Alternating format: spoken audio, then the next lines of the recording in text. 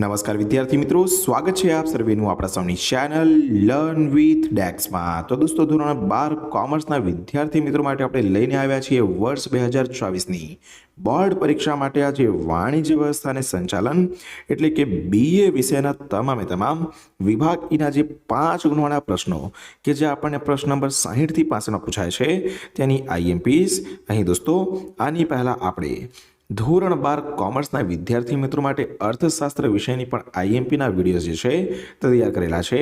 નીચે ડિસ્ક્રિપ્શન બોક્સની અંદર લિંક્સ તમને જોવા મળી જશે, ત્યાંથી તે તમામ વિડીયોઝને અચૂકથી નિહાળી લેજો।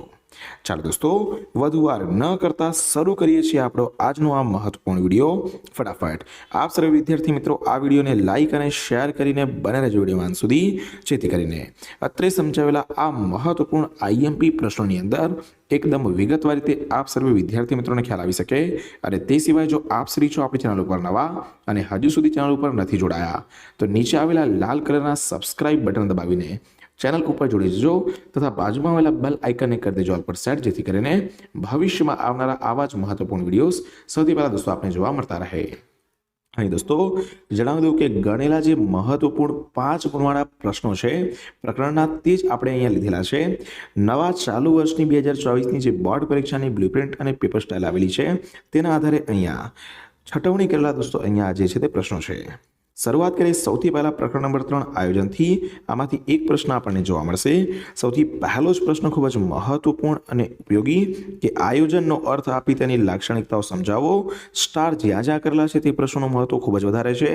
માર્ચ 2018, જુલાઈ 2019 અને માર્ચ 2023ની અંદર આ પ્રશ્નો આપણને પૂછાયેલો છે, તો મહત્તમ શક્યતા રહેલી છે કે 2024માં પણ આ પ્રશ્ન આપણને જોવા મળી શકે છે।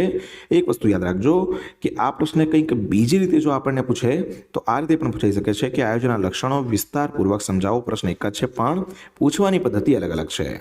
બીજા પ્રશ્નની વાત કરીએ કે આયોજનની વ્યાખ્યા આપી તેની પ્રક્રિયા સમજાવો। જુલાઈ 19, માર્ચ 22 અને જુલાઈ 22ની અંદર પૂછાય ચૂકેલા દોસ્તો અહીંયા મહત્વપૂર્ણ પ્રશ્ન, આની પણ ખાસ આપણે તૈયારી કરીશું। ત્રીજું કે આયોજનની મર્યાદાઓ સમજાવો। માર્ચ 20, ઓગસ્ટ 20 અને જુલાઈ 23ની અંદર આ પ્રશ્ન જોવા મળ્યો હતો અને આ વખતે 2024ની અંદર પૂછાવનારો એક મહત્તમ શક્યતા ધરાવતો પ્રશ્ન આપણે બને છે કે યોજનાના પ્રકારો સમજાવો। તો કુલ 4 પ્રશ્નો દોસ્તો તૈયાર કરવાના છે આપણે અહીંયા પ્રકરણ નંબર 3 આયોજનમાંથી। આટલા પ્રશ્નોની આપણે તૈયારી કરી દઈએ તો 99.99% અહીંયા શક્યતા રહેલી છે કે આની બહારનો કોઈ જ પ્રશ્ન આપણને જોવા મળશે નહીં।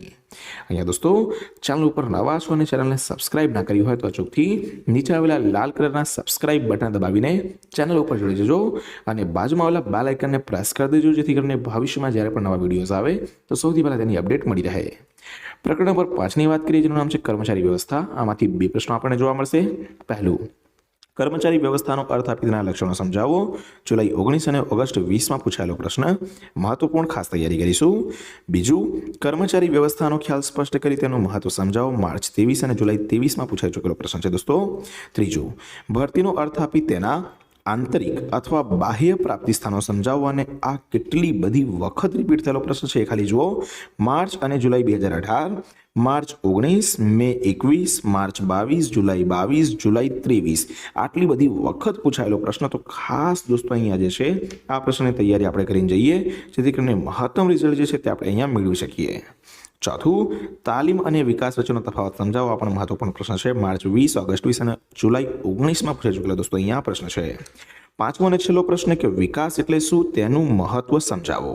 તો આ થાય છે 5 પ્રશ્નો ખૂબ જ મહત્વપૂર્ણ એવા પ્રકરણ નંબર 5 કર્મચારી વ્યવસ્થામાંથી। આટલા પ્રશ્નોની તૈયારી કરીએ તો આપણું કામ થઈ ગયું પ્રકરણ નંબર 5 માટે। છઠ્ઠું છે દોરવણી અને આમાંથી પણ 2 પ્રશ્નો આપણને પૂછાશે। પહેલું છે કે માસ્લોની જરૂરિયાતોનો અગ્રતાક્રમ આકૃતિ સહિત સમજાવો। માર્ચ 18, માર્ચ 22, જુલાઈ 22 અને માર્ચ 23ની અંદર પૂછેલો દોસ્તો અહીંયા પ્રશ્ન ખૂબ જ મહત્વપૂર્ણ એવો। બીજું, દોરવણીનો અર્થ આપી તેના લક્ષણો અથવા તો મહત્વ જણાવો। માર્ચ 2020નો ખૂબ જ મહત્વપૂર્ણ પ્રશ્ન। ત્રીજું, નાણાકીય અથવા બિન નાણાકીય પ્રોત્સાહનો ઉદાહરણ સહિત સમજાવો। ખૂબ જ મહત્વપૂર્ણ એવો પ્રશ્ન। ચોથું, માહિતી સંચારના અવરોધો સમજાવો। પાંચમું છે વૈદિક અને અવૈદિક માહિતી સંચારનો તફાવત સમજાવો। તો આ થયા છે દોસ્તો અહીંયા પ્રકરણ નંબર 6 માટેના મહત્વપૂર્ણ પ્રશ્નો।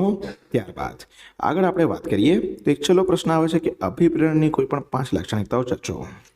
નેક્સ્ટ છે પ્રકરણ નંબર 11 ગ્રાહક સુરક્ષા। આમાંથી એક પ્રશ્ન આપણને જોવા મળશે જ્યાં સૌથી પહેલો પ્રશ્ન છે કે ગ્રાહક સુરક્ષાના કાયદા મુજબ ગ્રાહકોના અધિકારો અથવા તો જવાબદારીઓ અથવા ગ્રાહકોને મળવાપાત્ર રાહતો વર્ણવો અથવા સમજાવો.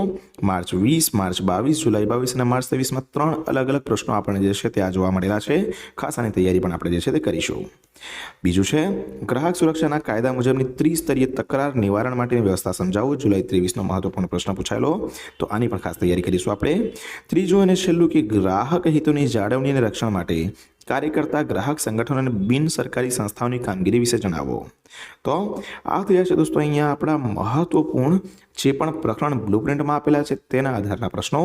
હવે 2 પ્રશ્નો મેં વધારાના લીધેલા છે.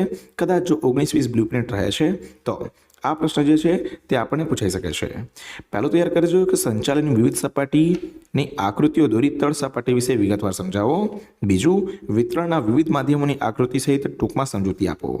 તો આ 10મો નંબરનો પ્રકરણ જે છે બજાર તેમાંથી છે અને આ છે પહેલા નંબરના પ્રકરણમાંથી પૂછાયેલો પ્રશ્ન.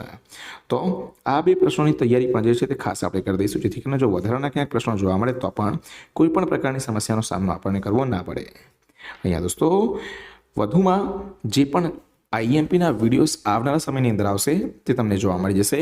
હાલ પૂરતું આ વિડીયોને કરી દેજો લાઈક, વધુમાં વધુ વિદ્યાર્થી મિત્રો સુધી કરી દેજો આપણે આ વિડીયોને શેર, અને આપણી ચેનલ પર નવા છો તો ચેનલને સબસ્ક્રાઈબ કરવાનું તો બિલકુલ પણ ના ભૂલતા. મળીએ છીએ દોસ્તો જલ્દી જ નવા વિડીયોમાં આવા જ કેટલાક મહત્વપૂર્ણ ઇમ્પોર્ટન્ટ પ્રશ્નોની સાથે. ત્યાર સુધી થેન્ક યુ સો મચ. જય હિન્દ, વંદે માતરમ.